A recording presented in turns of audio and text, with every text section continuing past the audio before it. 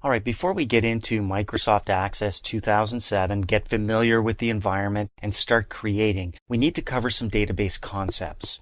So let's talk about a database and exactly what it is. In its simplest terms, a database is an organized collection of information, and we use organized collections of information every day. Take, for example, a telephone book, or a recipe book, or even a mailing list. Now, in Microsoft Access, a database is a little bit more than that. Yes, it is a set of data related to specific purposes or topics, but it also includes tools that you need to work with that data, such as tools for sorting and extracting data, or even summarizing it in a nice little report. Another piece of terminology you need to be familiar with when working in Microsoft Access is a table. Now, a table is just a list of related information that's sorted into columns and rows. Now, each row in the table would be called a record. Think of the phone book, and your particular information in that phone book would be considered a record. Each column in the table would be called a category, or in our case, a field. Now, a column of phone numbers in that phone book would be considered the phone number field, for example. Now, your actual phone number in the phone book is one item of data, and we call that a data value. Now let's talk about relational database concepts, because when we work with Microsoft Access, we're creating what we call a relational database. And a relational database is not a flat file database like a phone book or even a spreadsheet, for example. Just think of a mail order DVD club for a minute and take a look at this first table here where we've got the name of the person placing the order. We've got their information like address, city, state, zip. Then we've got an order number for their order, the date it was ordered, there's the DVD title, and the price. Now, what if a customer orders more than one DVD? Well, as a business, we hope that would happen. But what then happens in a flat file like this is we get multiple records containing duplicate information. So take a look at this table now where we see David Rivers 4 times. The address is repeated 4 times, so is the city, state, and zip. The order numbers change, but down here you can see that we've got the same order number because the same DVD was ordered twice, maybe one for oneself and one as a gift. So here we've got a very inefficient design. In Microsoft Access, when we talk about relational databases, we mean multiple tables, and each table will pertain to a specific topic. So look at this example here, where we've got all the customers and their information in one table, separate from all of the orders that go into their own table. And then we've got a DVD inventory table here that has all the DVD titles and their prices. All we need to do now is simply add some fields to each of these tables that will contain data that uniquely identifies each record. And when we talk about a unique identifier, we're talking about the primary key field. Now, the primary key is a field containing unique data values to identify each record in a table. So if you look down here at the customers table, we've added the customer ID field. Over here, we've got the order number field. And in the DVD inventory, each DVD will get an ID that is unique. So in other words, we will not have 2 customer IDs in the customer tables that are the same. In the orders table, each order will have its own unique number. And same thing for the DVD inventory table, where each DVD has its own unique identifier. So because each of these tables is linked by a common field, and you can see going from customers over to orders, we've got the customer ID field in here. And then from the DVD inventory table, we've got the DVD ID showing up in the orders table as well. This makes them related, or what we call a relational database.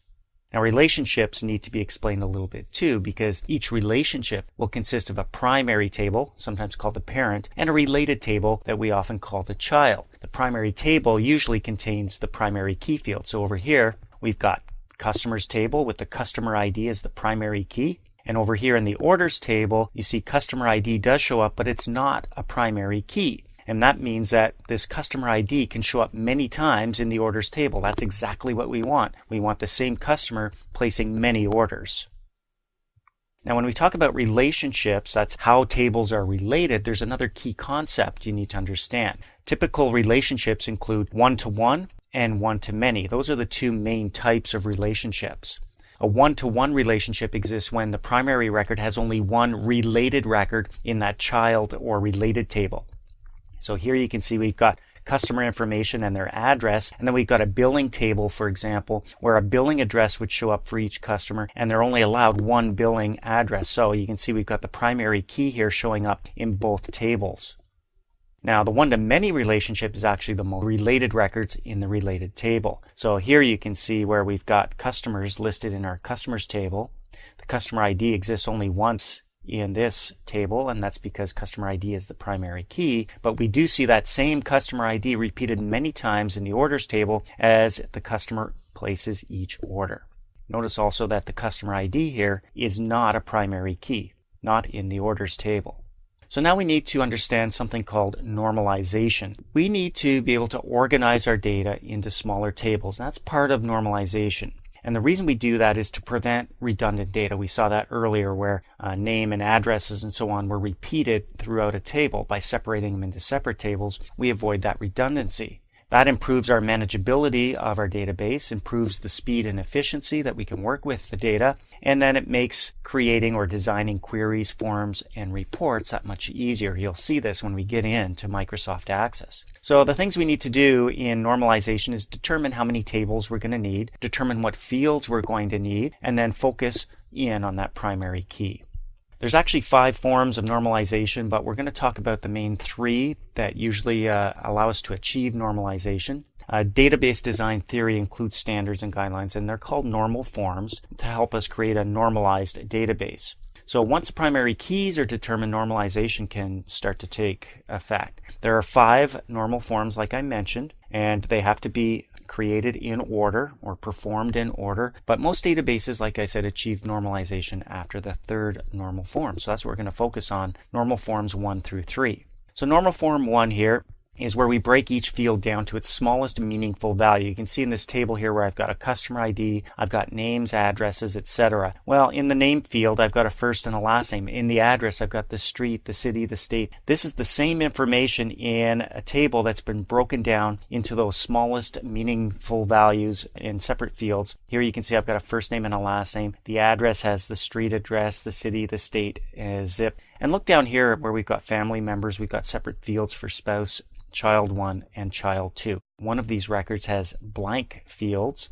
So here's someone with no dependents. So we'll keep that in mind as we move into the next step in normal form 1.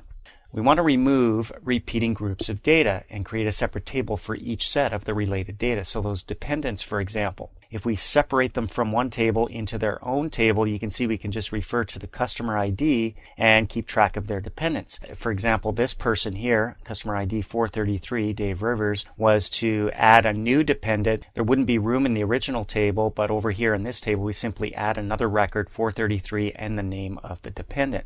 It also means that we don't have any blanks like we saw in the previous table. So that's the next step in normalization. Then we get to normal form 2.